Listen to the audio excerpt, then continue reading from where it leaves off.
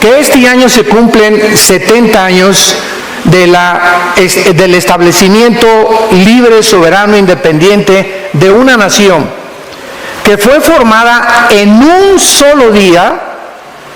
Este es el fenómeno más grande que existe de la sociología, de la historia, porque jamás en la historia una nación había renacido después de casi 2000 años de haber sido dispersados en el mundo entero, que pudieran haber regresado a su tierra, mantenido el lenguaje y el idioma y convertirse ahorita, 70 años después, en la nación que más aportaciones ha hecho al mundo en la tecnología.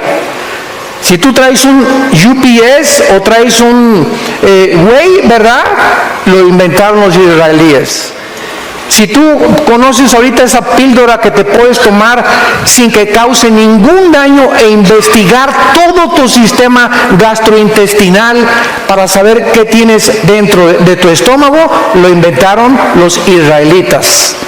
El 65% de los premios Nobel han sido de judíos.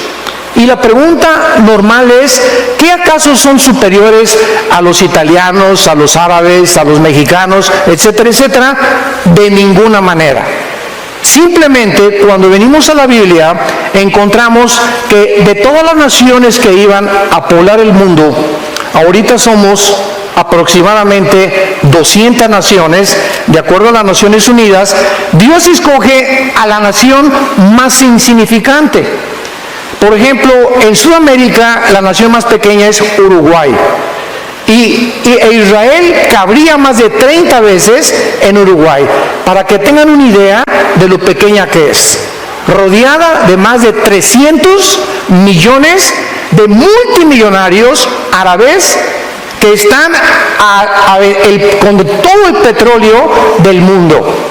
Porque los árabes poseen el 65% de las reservas petroleras del mundo entero. Así que es increíble cómo puede haber escogido Dios un minúsculo lugar geográfico para que a través de este lugar geográfico, más que cualquier cosa del judaísmo, pudiera la atención del mundo, antes de que Cristo regrese en cualquier momento, concentrarse en los medios de comunicación, en los periódicos, en la televisión, en esta nación. Es increíble que hace algunos meses el presidente de Estados Unidos determinó que la embajada que tiene Estados Unidos en Tel Aviv sea movida a Jerusalén. ¿Por qué? Porque Israel es la única nación en el mundo que no se le ha permitido tener las embajadas en su mera capital y en su ciudad. Entonces, hay un fenómeno impresionante moviéndose, y ahora el 14 de mayo próximo, el mes que entra, un mes y medio que entra, se van a cumplir 70 años del establecimiento de la nación de Israel. Y hace 2000 años Jesucristo dijo estas palabras en Mateo 24, 32 al 35, como la señal más grande de todas las que hay para saber en qué tiempo de la historia nos encontramos. Y dice así: de la higuera aprendan la parábola. Cuando ya su rama está tierna y brotan las hojas, sabéis que el verano está cerca. Así también vosotros, cuando veáis todas estas cosas, conoced o sépanlo, que está cerca, a las puertas. De cierto les digo, no pasará esta generación hasta que todo esto acontezca. El cielo y la tierra pasarán, pero mis palabras no pasarán. Es interesante, vamos a regresar a Mateo 24, los primeros versículos, donde le hicieron 3 preguntas los judíos a Jesucristo, porque siempre el ser humano ha estado interesado, somos curiosos por naturaleza, por eso hay brujería, sesiones espiritistas, astrología, Siempre queremos saber, ¿verdad?, qué va a pasar, con quién me voy a casar, si me puedo comunicar con el espíritu de Cuauhtémoc, con mi mamá que se murió. Estamos tratando de penetrar la dimensión espiritual de alguna forma. Estamos interesados, cualquier noticia del futuro nos comienza a perturbar, etcétera, etcétera, porque quisiéramos saber el futuro de alguna forma, por la curiosidad. Pero muchos de ustedes, si conocieran el futuro realmente, bíblicamente, yo les aseguro que no les gustaría conocerlo. Porque muchos de ustedes viven todavía en pecado, muchos de ustedes han rechazado la luz, han rechazado a Dios en sus vidas, lo ha sacado de la ecuación, y sabes una cosa, que tu futuro no va a ser nada agradable. Porque Jesucristo estableció claramente que no hay purgatorio, no hay transmigración de las almas, no hay reencarnación. El día que muramos, no hay más que dos lugares a donde tú pasarás y yo también la eternidad: en la presencia de Jesús o en el infierno. No hay ningún otro lugar intermedio. No hay más que el lugar de las recompensas y el lugar del castigo eterno. Hace algún tiempo una viejita me dijo: es que yo no creo que Dios vaya a mandar a nadie al infierno. Dios es bueno y misericordioso.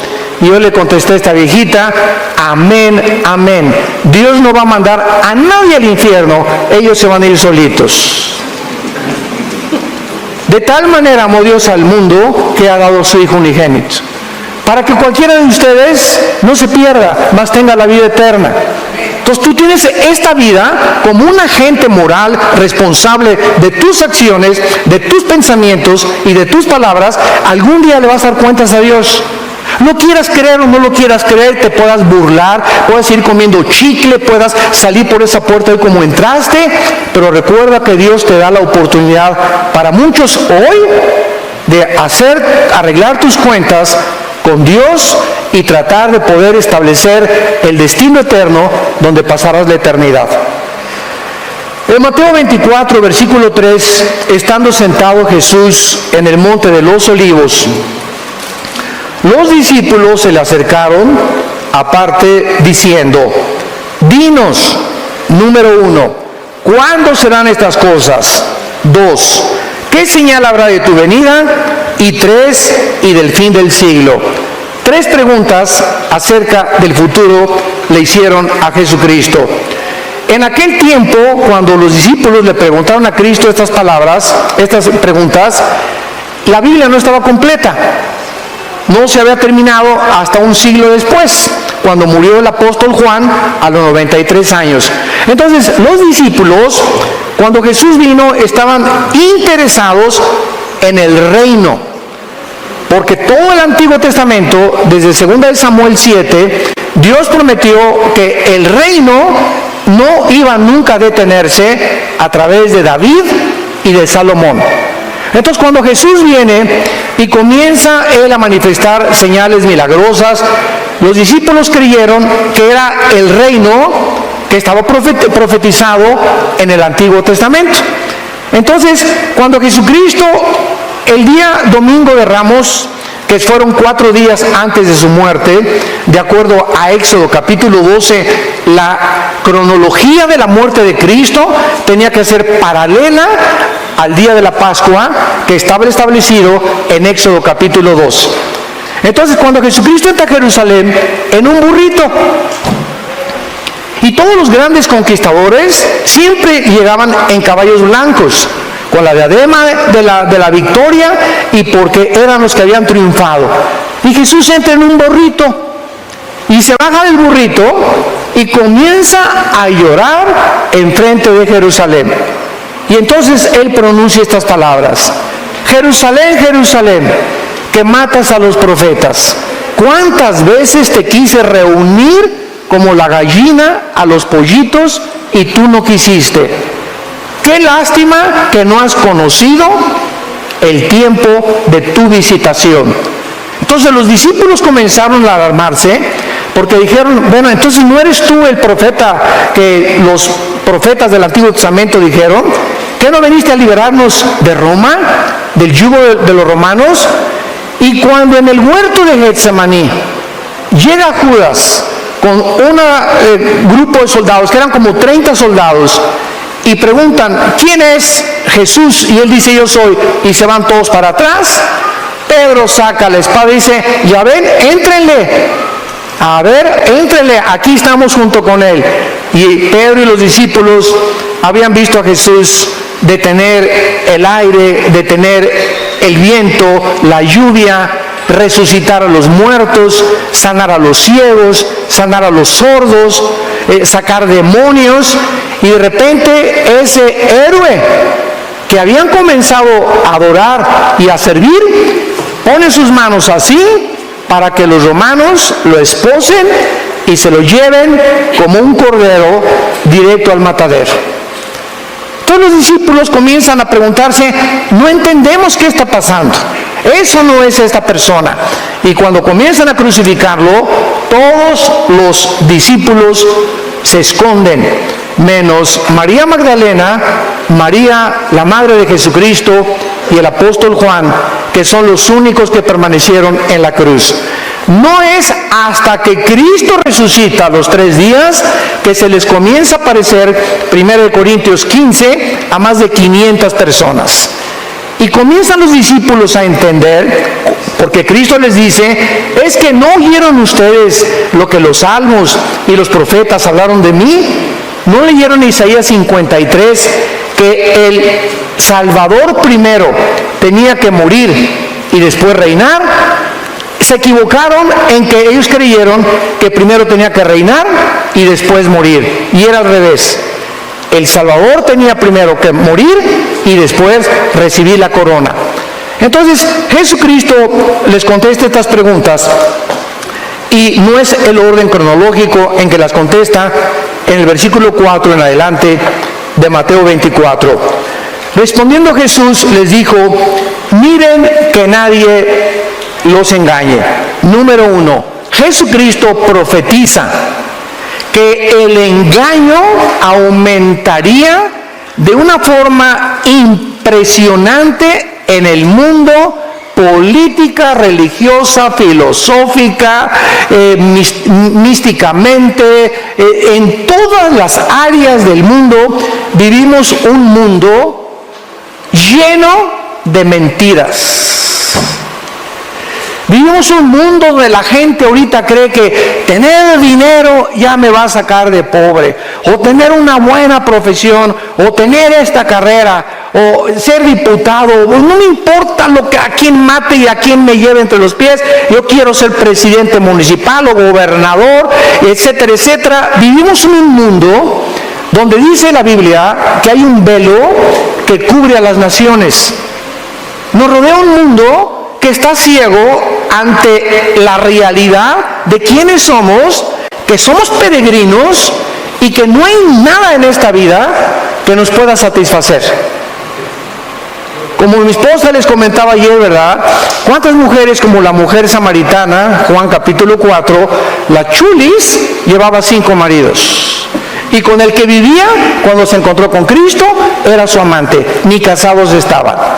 ¿Cuántas mujeres han creído eso? Es que en un hombre voy a encontrar la felicidad, como la famosa artista de cine del siglo XX, que se consideró la mujer más bella del siglo XX, después de María Félix, Elizabeth Taylor. 9 maridos, la chulis, se llevó y los enterró. Creyendo uno tras hombre, ¿y cuántos hombres lo mismo? ¿Cuántos hombres, verdad? Una mujer y otra, y siempre buscando y creyendo que vamos a encontrar al hombre perfecto, a la mujer perfecta, y que si ella persona no me hace feliz, pues busco a alguien que me haga feliz.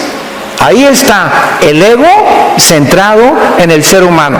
Cuando tú te casas, por favor, nunca pongas como una motivación buscar a alguien que te haga feliz. Nos casamos para hacer feliz a la otra persona.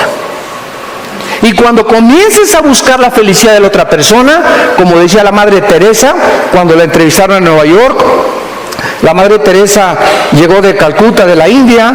Ustedes saben que tenía un leprosario y le preguntaron a la Madre Teresa, oiga, ¿por qué usted no se queda aquí en Nueva York y le vamos a hacer un asilo grandísimo para todos sus leprosos, con aire acondicionado, con la tecnología del siglo XXI, etcétera, etcétera. ¿Qué no busca usted? Comodidades, y no busca usted para que puedan realmente estar feliz. Y la Madre Teresa contestó, es que gracias me regreso con mis pobres allá a la India, porque he descubierto que la felicidad no está en buscarle a los demás, sino en buscar hacer feliz a los demás. Y ella dijo estas palabras que cimbraron a las Naciones Unidas.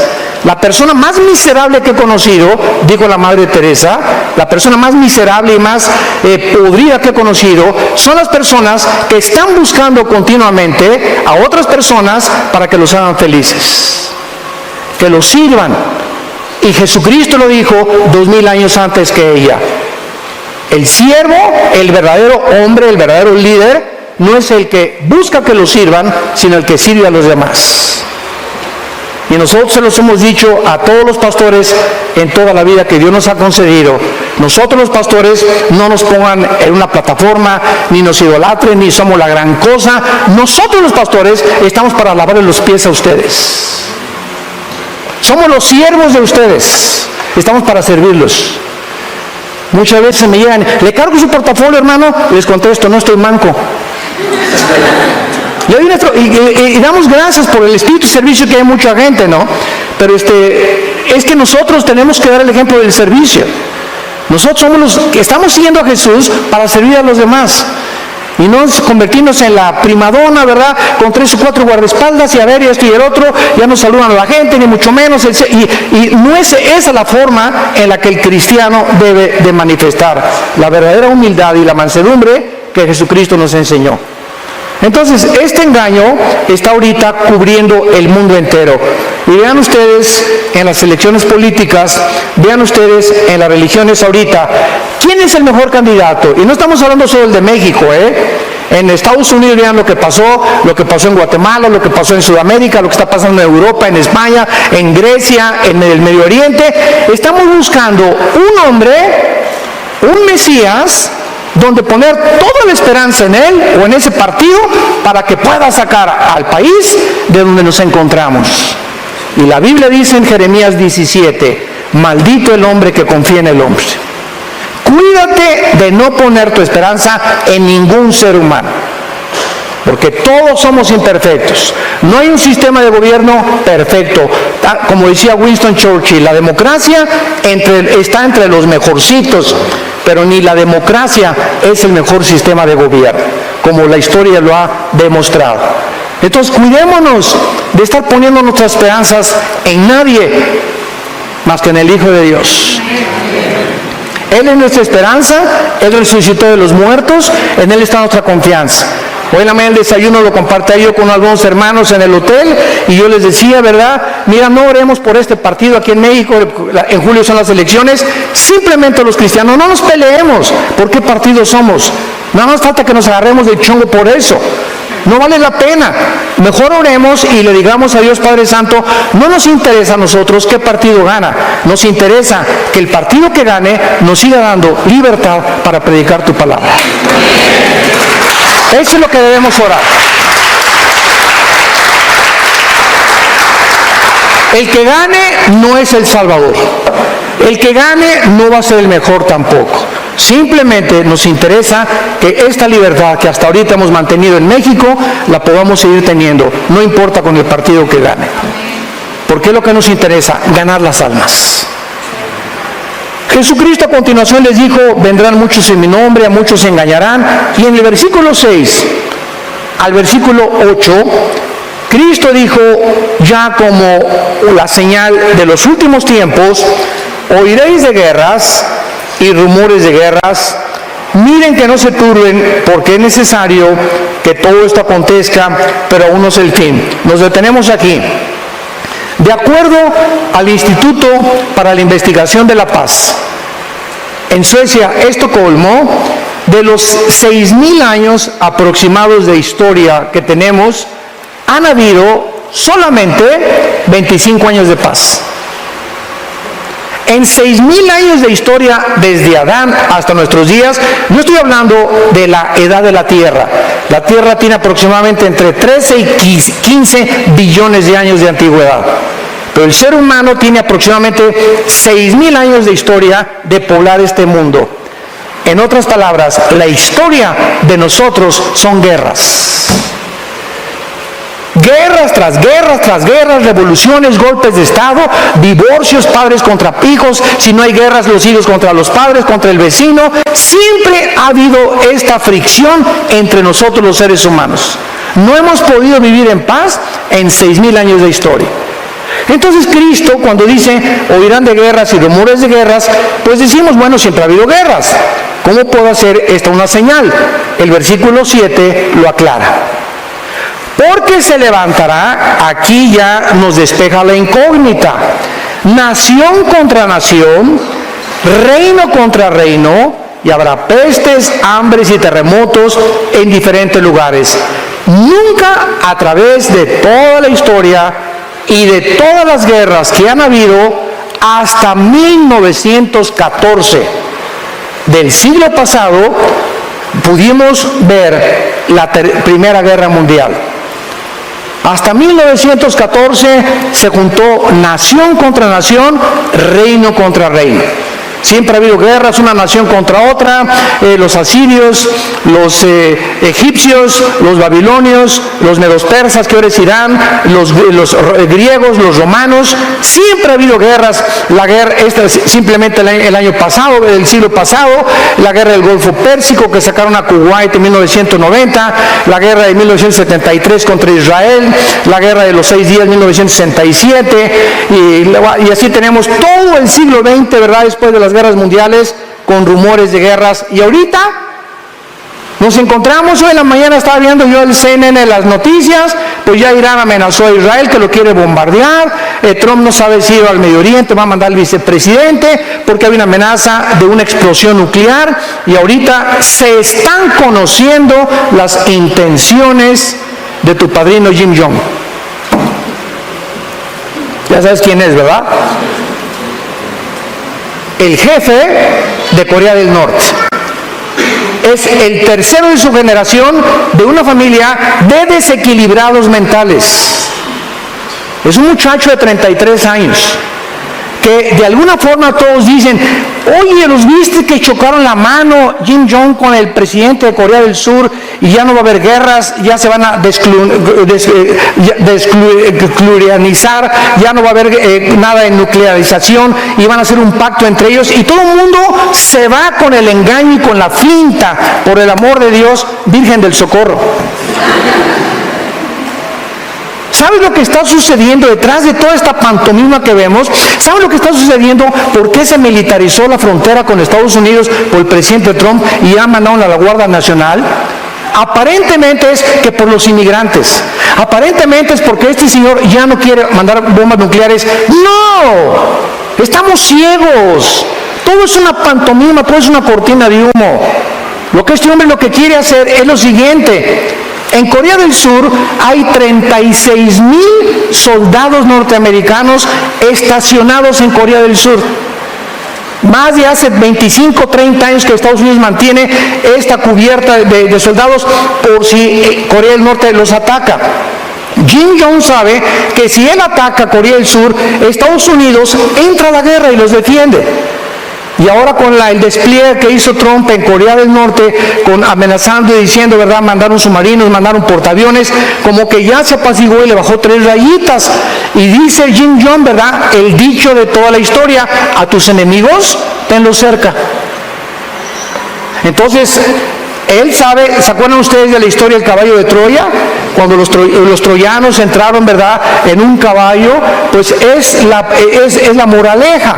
Él está haciendo un pacto para introducirse más y más a Corea del Sur. ¿Qué va a pasar ahora? Pues Estados Unidos ya no va a amenaza nuclear, comienza a sacar a los soldados norteamericanos de Corea del Sur, y eso es lo que él está esperando.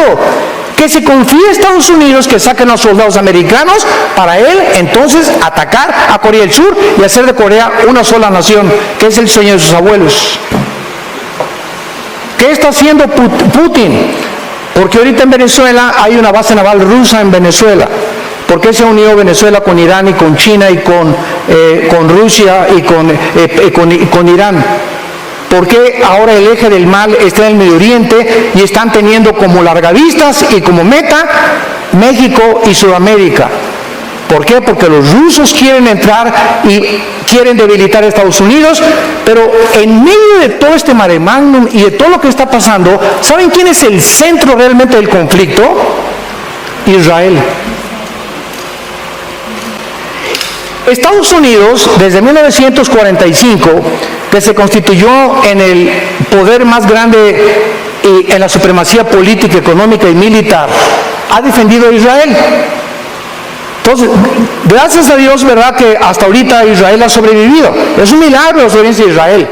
Los árabes saben que si Estados Unidos se debilita, ¿por qué creen que fue el ataque a las Torres Gemelas? No fue contra Estados Unidos. Están comenzando a debilitar a Estados Unidos, porque si Estados Unidos decae, como ya está decayendo, y el dólar está en 18, subió la gasolina ya en Estados Unidos, ahorita es un mare magnum en la Casa Blanca, etcétera, etcétera, una bola de líos por aquí y por allá.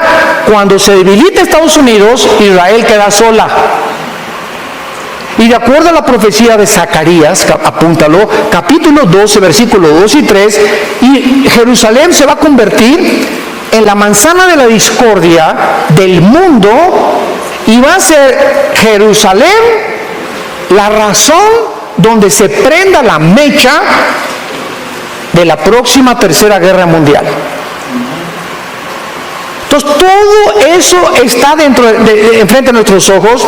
Decía un gran hombre de Dios, Dwight Pentecost: cuando vamos a un estadio y vemos que salta el América al campo y saltan las Chivas, claro que siempre gana el América, ¿verdad? Bueno, no nos peleamos por eso. Cuando saltan los dos equipos, sabemos que el partido va a comenzar. O el Barcelona y el Real Madrid, aunque siempre gana el Barcelona también. Bueno, cuando saltan los jugadores, sabemos que el partido va a comenzar. Entonces dijo este Pentecoste, este hombre de Dios, este teólogo del Seminario Teológico de Dallas, que cuando veamos a los protagonistas que este libro, que se llama la Biblia, nos menciona que ocuparían el protagonismo y los encabezados del mundo, como son Rusia, Irán, Turquía, que se acaba hace 2 semanas de unir a Rusia y a Irán para hacer un triunvirato con las naciones musulmanas, sabemos que el partido va a comenzar. O sea, los jugadores, los protagonistas, las naciones que hace 2500 años los profetas hebreos profetizaron que tomarían participación en la última guerra del mundo, ya están delante de nosotros. Y Jesús nos lo dijo para que cuando suceda no se espanten, para que se preparen, para que levanten erguid vuestras cabezas, para que tomemos en serio a Dios, que estamos más cerca de lo que nos imaginamos y que el tiempo se nos acabó. Es hora de ganar las almas, es hora de santificarte, es hora de serle fiel a tu esposa, de serle fiel a tu esposo, es hora de que entendamos que el tesoro más grande que Dios nos ha dado es la familia. Es la familia, el tesoro más grande que Dios nos ha dado. Y las familias somos el centro y la base de la sociedad. Es hora ya de dejar de jugar a Dios y al cristiano. Es hora que tomes en cuenta a Dios y que te pongas serio con Dios. Y que seas un estudiante de la Biblia, un discípulo de Jesucristo. Y que de verdaderamente podamos entender que sin santidad nadie verá a Dios. Ahora bien, en Mateo 24, que acabamos de leer, después de todas estas señales, pestes, hambres, terremotos, de acuerdo al Instituto de Sismología en Boulder, Colorado, siempre ha habido terremotos, siempre ha habido huracanes, siempre ha habido tornados, siempre ha habido tsunamis, pero no desde 1976. Hace 35, 40 años, que están, y más en el siglo XXI, nunca había habido tantos ataques de la naturaleza contra nosotros. Parece que vivimos un mundo donde la naturaleza se ha vuelto nuestro enemigo. Lo voy a explicar por qué. Esto es bíblico también. Nunca ha habido los tornados que ahorita hay, nunca han convergido incendios, inundaciones, terremotos, tornados, tsunamis, como en los últimos 25 años. Jamás ha habido el grado 8.5 como el que hubo en Chile hace poco, que casi mueve el eje de la Tierra, que tiene 23 grados de inclinación sobre su eje, la Tierra, que es una inclinación 23 grados y medio perfecta. La Tierra no puede moverse un grado, un menos o más, porque entonces se congelarían los polos, la vida no podría existir. Todo esto está sucediendo en un mundo donde todos están ciegos, todos a hacer dinero, mira la chava, la pornografía, a esto y el otro, el poder, la fama. El mundo está engañado completamente. Y Jesucristo dijo, como un lazo vendrá sobre la tierra y para muchos será demasiado tarde. No entendieron como en los tiempos de Noé. Veamos ahora esta famosa señal de la higuera y la importancia que tiene. En Mateo capítulo 21, en los tiempos de Cristo, todos los varones tenían que venir a Jerusalén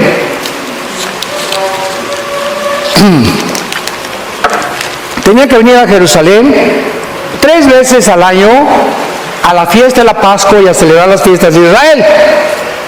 Y todos venían a través de Jericó.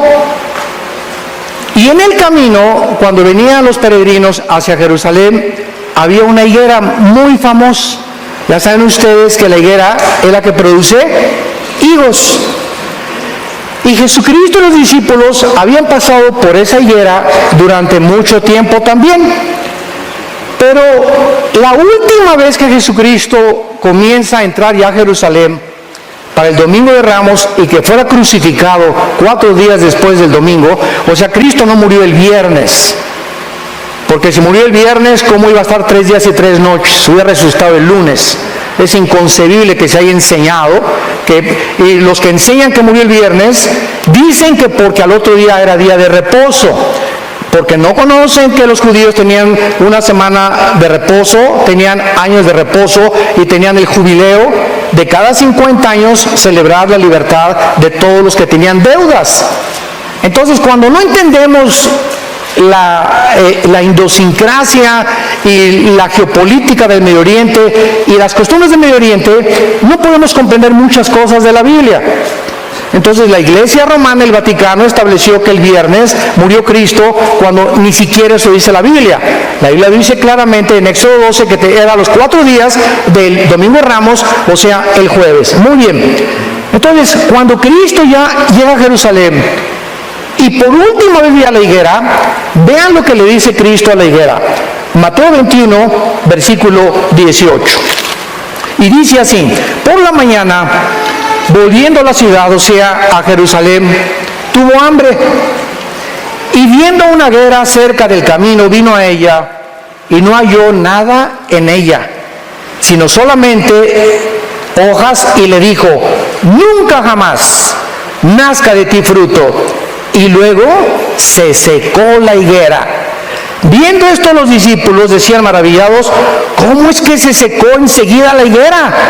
Ya Cristo le responde: de cierto les digo que si tuvieran fe y no dudares, le diría no solamente a la higuera, sino al monte: quítate y echa al mar, y será hecho, y lo que pidan en oración creyendo lo van a recibir. Muy bien.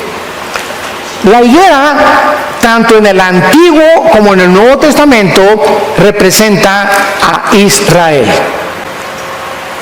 La higuera es el árbol que representa a Israel. Cuando Jesús quiso comenzar a ilustrar las parábolas, ¿qué usó? Semillas, que es la palabra, la tierra, que es el corazón del hombre, los árboles, que son los seres humanos. Usó los ejemplos de la naturaleza para que hasta un granjero y la persona menos culta pudiera entender el lenguaje, teniendo a Cristo, de lo que él quería decir acerca de las verdades escondidas en lenguaje humano que se encuentran en el cielo. Entonces, Israel es la higuera, como lo vamos a ver. Y cuando Jesucristo llega a Jerusalén, así como la higuera no daba fruto, no era la higuera la que Dios quería maldecir, era una profecía que Dios estaba esperando fruto en Israel. A los suyos vino y los suyos le rechazaron. Entonces, como llegó y buscó fruto en Israel, Israel quedó bajo una maldición. Y esta maldición cayó sobre Israel 70 años después de que Cristo murió, cuando el general Tito, romano, hijo del emperador romano Vespasiano, llega a Jerusalén en el año 70 después de Cristo y no deja piedra sobre piedra. La profecía que Jesús había dicho 70 años después se cumplía 70 años.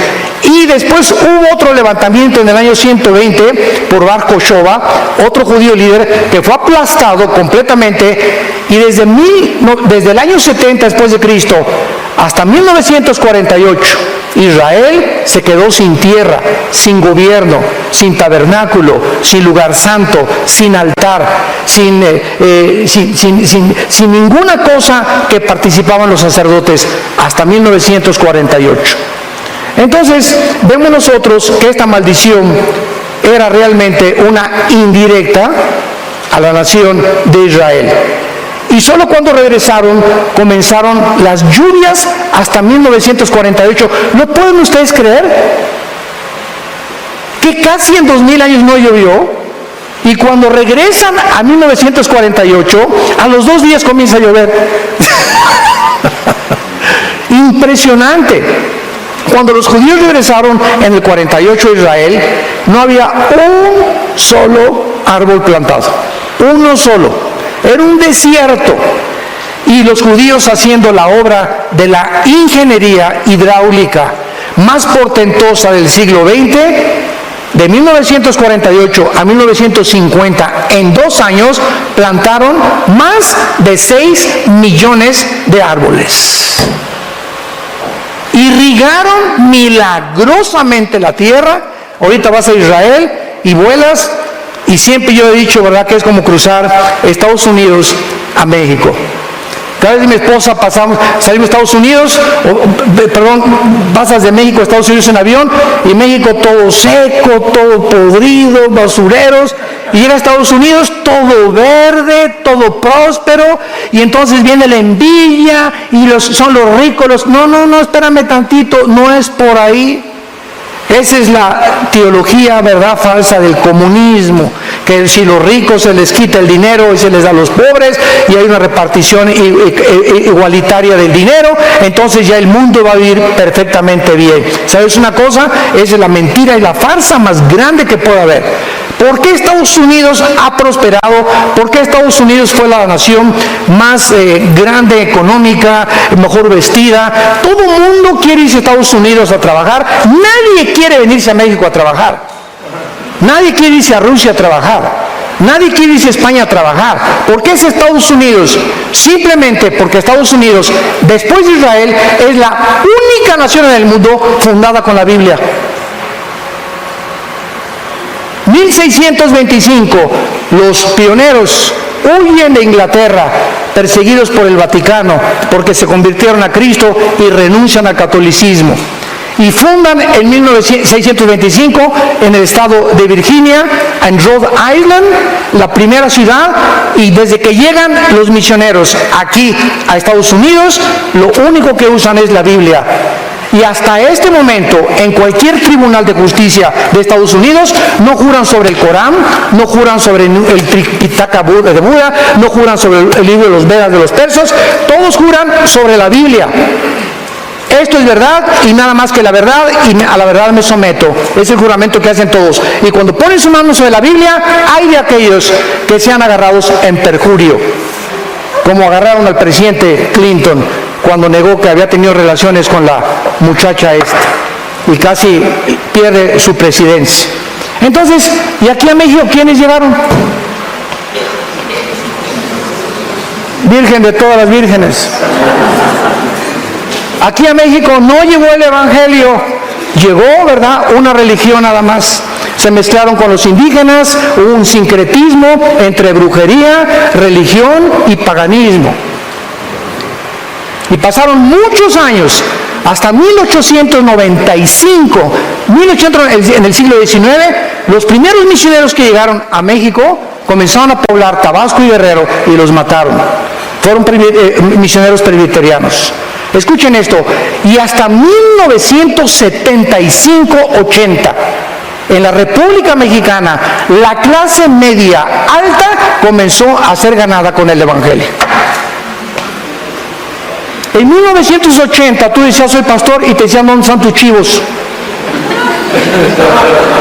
Nadie entendía lo que es ser un pastor. Y eran considerados personas iletradas, incultas. Oye, si tú eres pastor, pues, ¿dónde están tus ovejitas? Y tú a Estados Unidos, y un pastor es mejor que un ingeniero, mejor que un abogado, mejor que un licenciado, por el crédito que tienen, por la personalidad que manifiestan ellos y por el respeto que la gente les tiene. ¿Por qué? Porque después de casi 300 años, 50 años que nos llevan en cultura y en todo, estamos atrasados aquí en Latinoamérica, más de 400 años, en todos los aspectos. Y ahí nace la envidia, porque es lógico. Toda excelencia de obras, toda nación que prospere es la envidia de los demás. Cómprate un carro nuevo y te van a envidiar tus vecinos. Vístete china poblana y la que baila jarabe tapatío te va a envidiar también. Destaca o triunfa en la vida y tendrás un cúmulo de envidiosos que comiencen a hablar mal de ti. ¿Por qué? Porque no soportamos que alguien sea mejor y que alcance el éxito mejor que nosotros. Hay algo que me puso los pelos de punta hace poco cuando vi un artículo de las famosas que se consideran las muchachas más bellas del mundo, de Victoria's Secret, que es una marca para ropa de mujer. Y entonces sacaron la vida de ellas en la privacidad. Y los reporteros dijeron que es impresionante que entre estas muchachas, que son como 8 o 10, las que escogen supuestamente con las mejores caras y los mejores cuerpos del mundo, entre ellas se odian con odio jarocho. Es una envidia entre ellas mismas, quién es la más bonita. Y yo soy más bonita que tú. Y hasta le quiso poner algo en el café a la otra persona para que se durmiera y no se presentara al concurso. De la envidia que tienen entre ellas mismas. Entre los artistas, entre los deportistas, ¿cuántos odian al pobre de Messi, que es un jugador que se iba a quedar enano, que tiene autismo en 2º grado?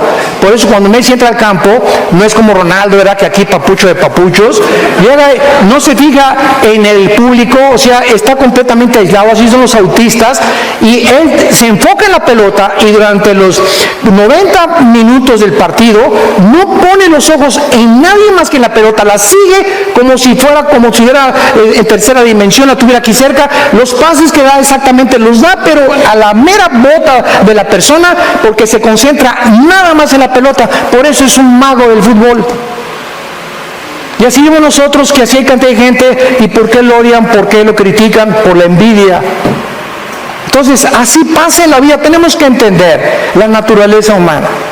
Entonces vemos que Dios nos muestra claramente que esa es la razón por la cual Israel es odiado. Quiero decirle lo siguiente, a cualquier historiador que nos visite, nunca desde el 48 Israel ha comenzado ninguna guerra. Siempre las guerras que ha habido contra Israel es porque se han defendido. Los palestinos, la última vez que les mandaron bombas a Israel, desde los hospitales y desde las escuelas, pusieron los cañones para que cuando Israel contestara el fuego, ellos ante el público internacional dijeran, es que están matando a niños, cuando ellos mismos los estaban matando y los ponían de carne de cañón para desprestigiar.